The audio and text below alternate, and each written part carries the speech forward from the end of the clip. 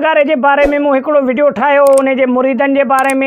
उन वीडियो खे तमामु घणो माण्हू नेगेटिव कमेंट कया ऐं तमामु घणो माण्हू ग़लति पासे छिके विया। दोस्तो मां तव्हांखे हिकिड़ी ॻाल्हि इन में तफ़सीली ॿुधाईंदो हलां त जलाल चांडीअ जो कंहिं बि सैयद सां कंहिं बि शख़्स सां का बि अणविंदड़ कान हुई। जलाल चांडियो सभिनीनि जी इज़त ऐं एतिराम कंदो हुयो ऐं पीर पागारे जो बि तमामु घणो कुर्ब ऐं एतिराम कंदो हुयो जलाल चांडियो।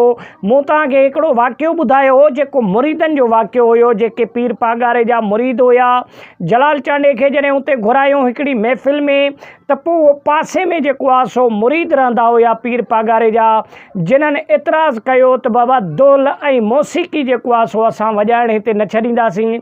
उन ॻाल्हि खे मूं डिटेली तौर ते बयानु करे ॿुधायो उन वीडियो जे ज़रिए, लेकिन माण्हुनि कुझु चंद कमेंट्स कया जेके नेगेटिव कमेंट हुया, जिन्हनि खे मां हींअर पढ़ी नथो सघां तव्हांजे आॾो, लेकिन उहे तमामु जेको आहे सो ग़लति रुख ॾे वठी आहे उन वीडियो खे। मुंहिंजो चवण जो मक़सदु कतई इहो न हुयो त को जलाल चांडियो साईं पीर पागारे खे जवाबु ॾिनो या साईं पीर पागारे सां को अणविंदड़ हुई जलाल चांडे जी। इहा क़तन मूं ॻाल्हि पंहिंजे वीडियो में न कई। मां इहा वाज़े कंदो हलां त साईं पीर पागारे जा जेके अॻे ज़माने जा मुरीद हुया उहे दोल वारो भत न खाईंदा हुया, पंहिंजनि शादियुनि में दोल न वॼाईंदा हुया। मुंहिंजा पंहिंजा अज़ीज़ मिट माइटनि जेके नवाबशाह ज़िले में वेठल आहिनि, अॼु ताईं बि साईं पीर पागारे जा मुरीद आहिनि, उहे पंहिंजे शादियुनि वग़ैरह में दोल न वॼाईंदा आहिनि। मूं सिर्फ़ु उहा दोल जी ॻाल्हि कई हुई त उन टाइम में जॾहिं जलाल चांडियो उते पासे में हिकिड़ो प्रोग्राम हुयो, ॻाइण वियो हुयो, त उते जेको आहे सो पीर पागारे जा मुरीद हुया जिन्हनि दोल ते एतिराज़ु कयो, साज़ ते बाजे ते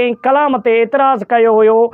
इन जे करे उन्हनि चयो त बाबा असां हिते ॻाइण न छॾींदासीं, इहो दोल वारो सिस्टम पंहिंजो ख़तमु कयो।